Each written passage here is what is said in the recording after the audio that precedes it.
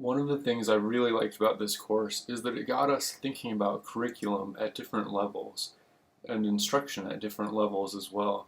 So we zoomed way in at times to the classroom level and thinking about what we teach in education, in general education, in special education, and oftentimes we zoomed way out to the national or even global level. And we were able to compare and contrast at times, though that wasn't necessarily part of this assignment. It helped to form some opinions as a basis of individualizing education for all students, not just those in special education. One of the things I notice about myself is that I often choose a best option, particularly in times where time is limited. Sometimes it can be difficult to spend the time to create something even better. And by being made to create this curriculum and put my ideas into writing, um, it's absolutely possible for me to do that. And it opened my eyes to maybe doing that more often, not just in teaching, but in all aspects of my life.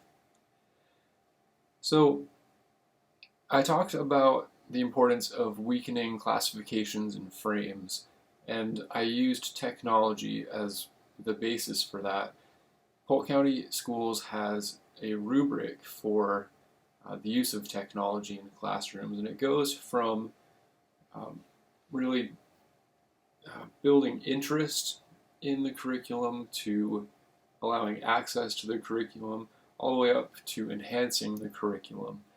And if we're going to work to achieve that, if we're going to have something that really enhances the curriculum, why not just make it part of it? And I think STEM is already starting to do some of this. Um, Technology and engineering, math, and I think all fields stand to benefit from weakening of classifications and frames. For instance, if you're just teaching math as as problems on a worksheet, how useful is that? How authentic is that? And we have word problems in math also. So there's a beginning of that, and I think that as we push in that direction as a nation, it's going to be really important not to just add more courses, but to begin to integrate them and think about how they're used in authentic situations.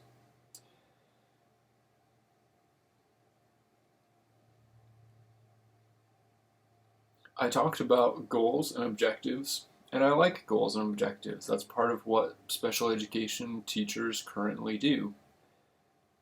But I don't want to go so far as we have in standardizing education. I don't think that's necessary.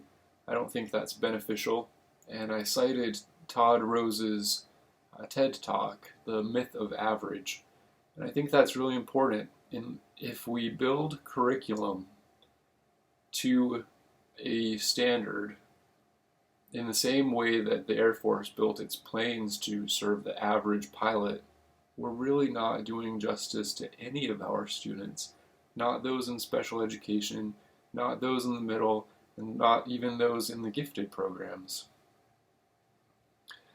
But in reading this again and reflecting on it, I was struck by the overtones of Montessori, and I was very deliberate in leaving her name out of this paper because I don't want to swing the pendulum that far.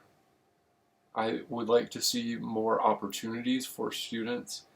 I think that weakening classifications and frames is the way to go, but I dare not say that, well, I'll put it this way.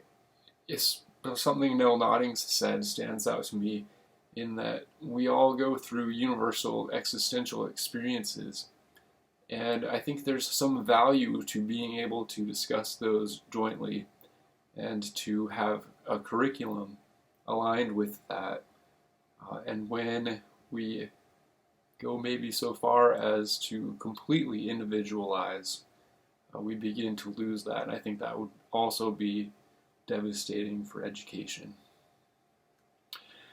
The last thing I noticed from thinking about this paper again is that there was a striking difference between the writing style of many of the academic works that we were used to reading and the writing that we were doing in that style, and the voice of curricular theorists. And I tried to capture that throughout the course, and this paper ended up being more verbose than I would have liked.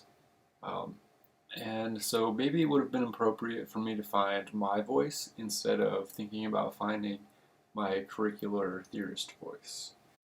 That being said, I really enjoyed writing this paper and thinking about the ways that my own philosophy is in line with today's legislation and the ways that it differs, learning about the reasons why our curriculum is what it is, and thinking about some ways to challenge that based on the work of previous scholars. All of that was very interesting, and I look forward to thinking about that more and perhaps writing about it more as well.